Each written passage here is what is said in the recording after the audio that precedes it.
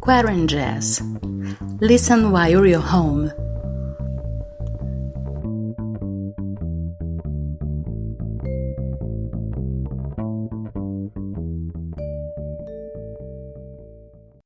Hello and welcome to the 10th episode of QuaranJazz. Yes, it's been so far. I'm Geisa Fernandes, and this is your weekly update on what jazz musicians from all over the world are doing during the time of social distancing, social isolation.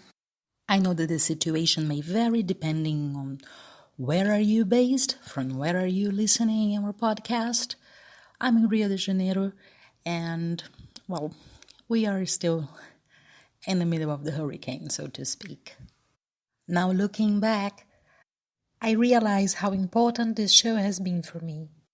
In the past 10 weeks, it helped me keeping the focus, having something to wait for, making new contacts, and I'm sure that some of them will become new friendships, new collaborations. I'm not sure how many episodes QuaranJazz will have. As long as I'm confined, I'll keep on doing it. But what I am quite sure is that this homemade podcast, produced with the tools that are now available, and they are not much, I know, but it doesn't matter, you know why? Because this show, as it is part of a very peculiar period.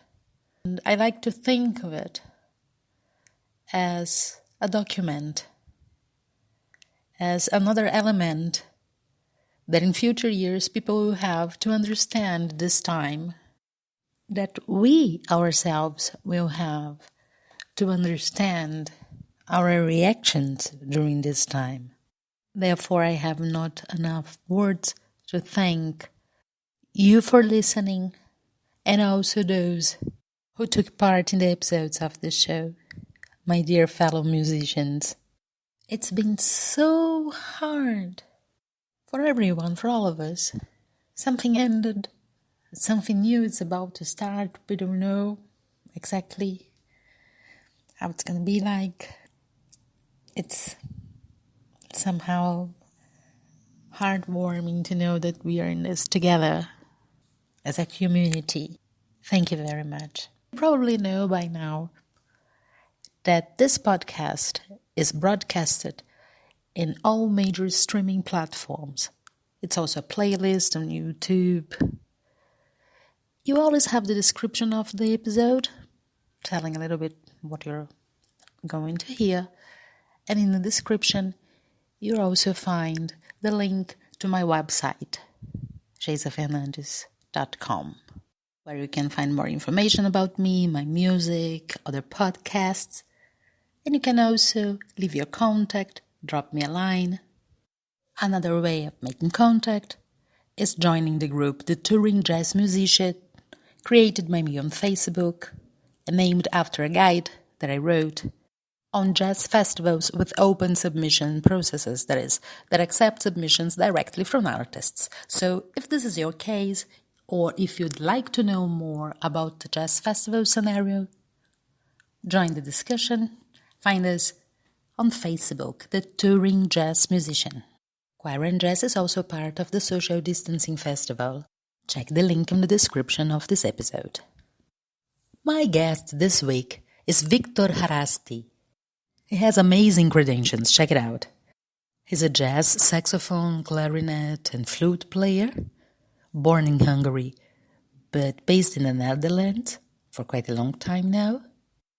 And he loves Brazil. It can't get any better, right? Hi, Viktor. Welcome to QuaranJazz. Well, hello, Geisa. Thank you for having me in your podcast, and also greeting for all the listeners who are going to listen this program.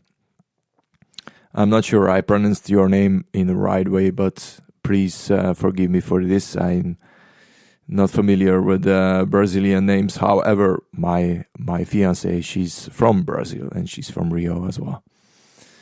So let me introduce myself briefly. I am Viktor Haraszti. This is also an exotic name. I'm born in Hungary, in Budapest, but I'm living in the Netherlands already 20 years now.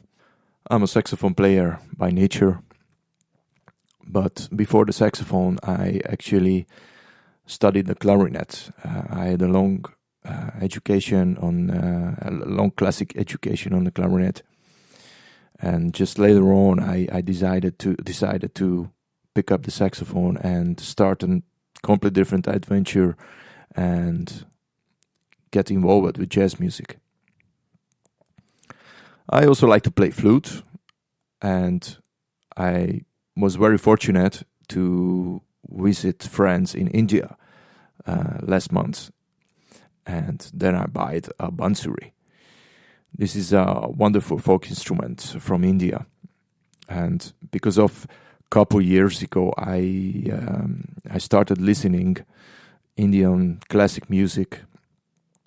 I really wanted to have that instrument, and it's very inspiring.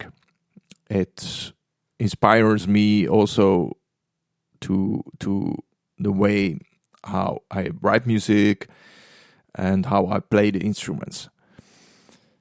Actually, folk music in general is a great inspiration for me. I love Brazil as well. I've been fortunate to be in there and listen to some great music. I mean, I'm discovering so many great sounds, which later on it's some way it's enriching my language, my musical language, very much.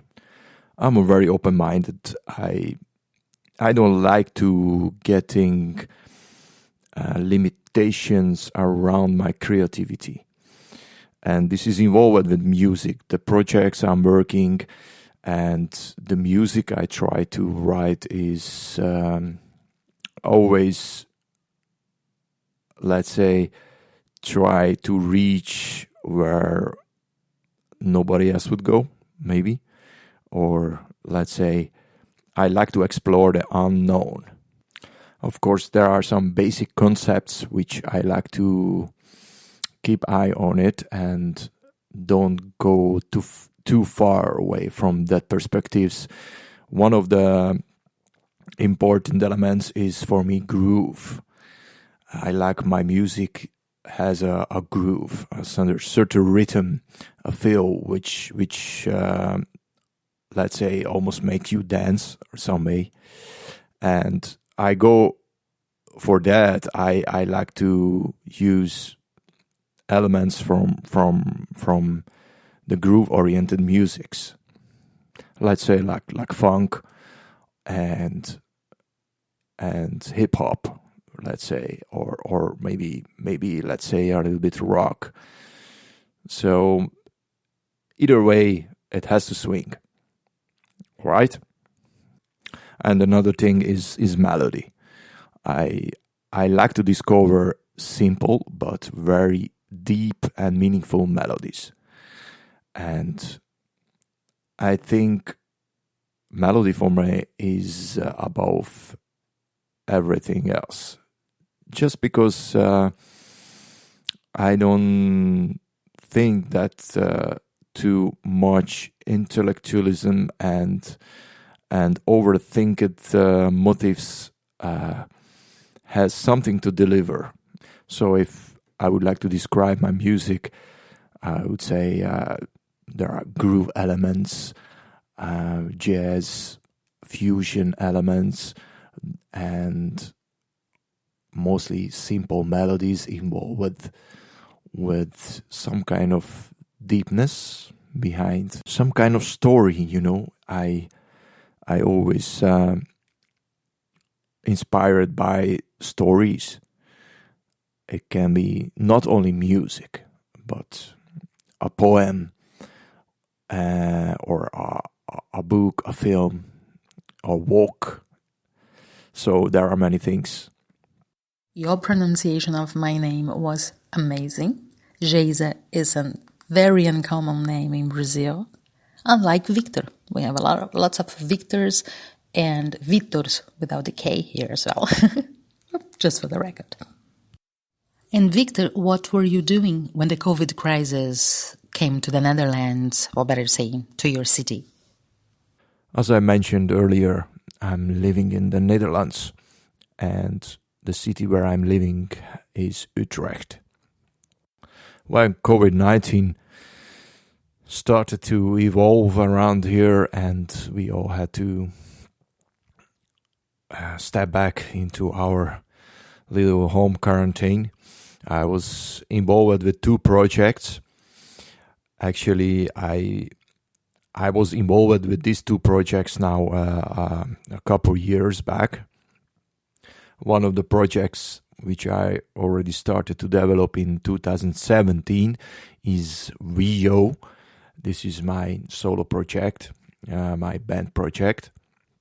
After the music was written, I decided to make a recording in a way that perhaps was not really known at this point, because I didn't see other groups recorded with the use of that kind of technology. And the technology was 360 filming. So that would mean that you normally recording with cameras in different angle. I decided to use only one camera with a 360 angle. So that means that you can record the whole environment around you. And later in post-production, you see what you see is you can look around in the space where we're playing and just really get the feeling that you are there with us. So with this technology, we recorded 4 singles, and later in the post-production added some visual elements to the music. My original plan was actually to hire some visual artists who could do something interesting during our performance, but it doesn't really work it out.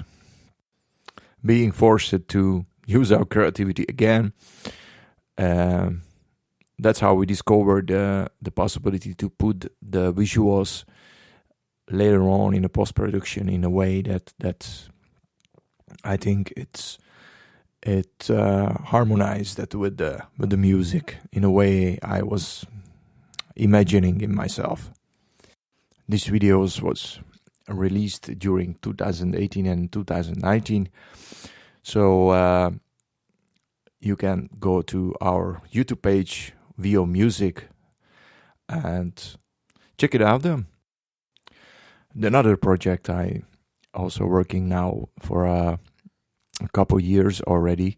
This one is not yet released, but is in the phase of developing and developing the financing of the project, because it's going to be a kind of music theater involved with Hungarian folk music and combined with jazz music.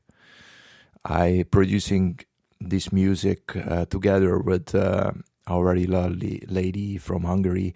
She's an amazing painter, artist, and also a very great singer. And we are already put together a score for the kind of music theater. By the way, she's also doing a puppet mastery, so it will be something very original, because she will use that kind of elements during the shows. So these 2 projects kept me busy before the time of the corona. let's say.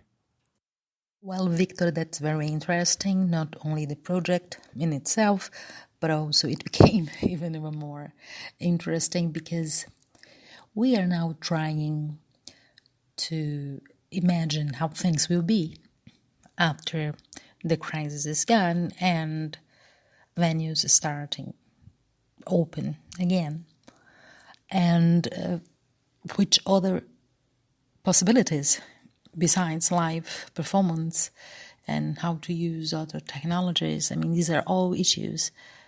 They are now part of our concerns because the only thing we know is that live performances, well, they won't be the same. They won't be the way they used to be, at least for a while. And you use a tool that has been used already by other areas, but maybe musicians should start having a deeper look at it, or on how technology can help them, the different tools that can help them to dribble a little bit the feeling of being distant from the artist. And well, I liked very much the way you dribbled your tech problems and made something new out of it. Great. And now what? So the crisis came. How are your days now? Yeah, well, counting birds flying in the sky from a window, looking with the glass eyes. Yeah. Well, honestly, I don't have a problem in being in isolation. I think being a kind of creative guy all of my life, I always intend to. I love that kind of situations that you can just be with yourself, think about things, and figure out things. And I never understand people who gets bored. I am not that kind of guy.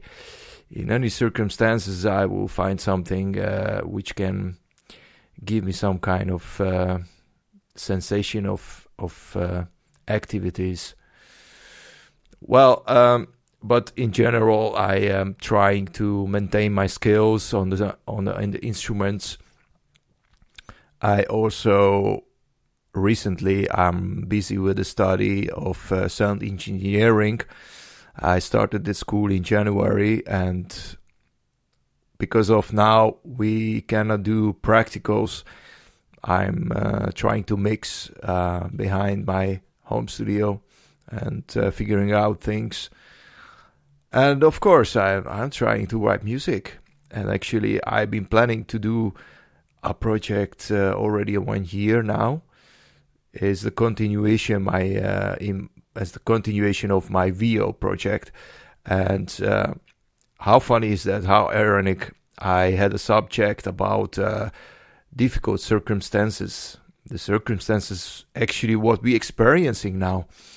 And we already took some interesting pictures to use that as a cover for this album. And we went to do a very urban and lost city close to Belgium, which was an incredible experience. And we took their pictures for my project. And now I'm looking these pictures and I was just thinking, oh my, how ironic is that? We're sitting here in the kind of apocalyptic situation, and I some kind of imagined my creative brain was some kind of imagining a situation like that and write music about it. It's not much about the situation, it's not much about the sad situations, but it's about the brain set after what we experience something devastating or difficult. And so I'm working in this project now, and yeah, it would be something interesting, I think, because I'm doing most of the things by myself now in my room. So it's really a one-person journey right now. But I would like to extend when it's finished with additional instruments, for sure. Well, this is mostly what I'm doing, and the day is very fast gone. If you are busy with creative things, the days just flies. I realize sometimes that it's 4 o'clock in the morning. No problem. So I going on until everything is done. And you know what? I also don't quite understand when people say they are bored, or the state of boredom as something almost concrete and material for some people. I don't know that. And I think I'm also quite lucky for it, because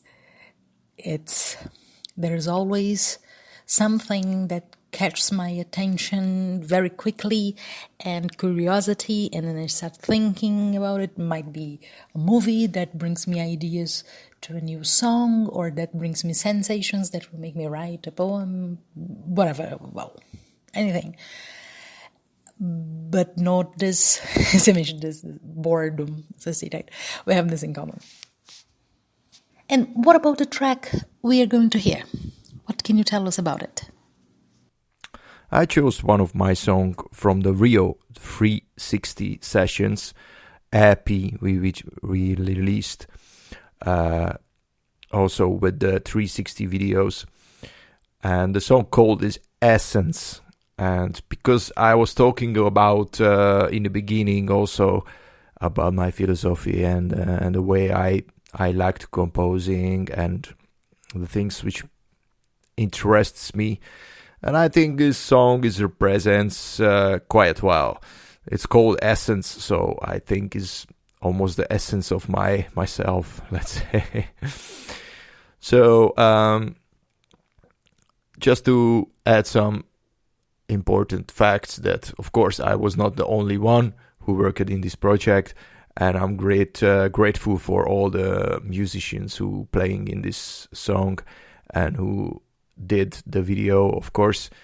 Let me name them. On the drums is Remco van der Sluis, on the keys is Edgar van Asselt, and on bass is Taco Nieuwenhuizen. If somebody likes to know more about this project and see the videos, they can go to www.videomusic.art, and under the video section or the band section you can find the videos and listen to the music. Also, you can find the music on Bandcamp, iTunes, Spotify, all of the platforms. Thank you for having me, and see you next time, maybe in live. Until that, stay safe, don't get sick, and keep it positive. Always hope for the best. Always hope for the best. Yes, Victor, that's great advice now. Thank you. That's something that we all have to repeat to ourselves from time to time. I would like to thank you very much for your participation.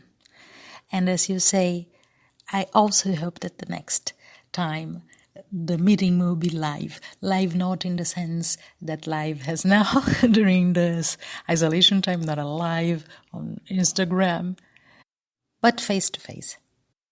I wish you all the best. And this was the 10th episode of QuaranJazz.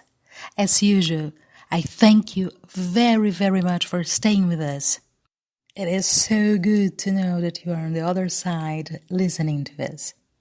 You are my weekly company. I'm Geisa Fernandes, singer-songwriter, music researcher from Rio de Janeiro, Brazil. And if you'd like to know more about my projects, music, other podcasts, or just drop me a line, visit jasafernandes.com. The link will be in the description of this episode. As you know, QuaranJazz is also part of the Social Distancing Festival. Check it out. The link will be in the description of the episode as well. You can also find me and drop me a line on Facebook. The Touring Jazz Musician is the name of the guide I wrote on jazz festivals with open submission processes. In order to keep the guide updated and exchange information about jazz festivals that take submissions directly from artists, I created the Facebook group The Touring Jazz Musician. Find us on Facebook and join the discussion. Till next week. And now, ladies and gents, Essence.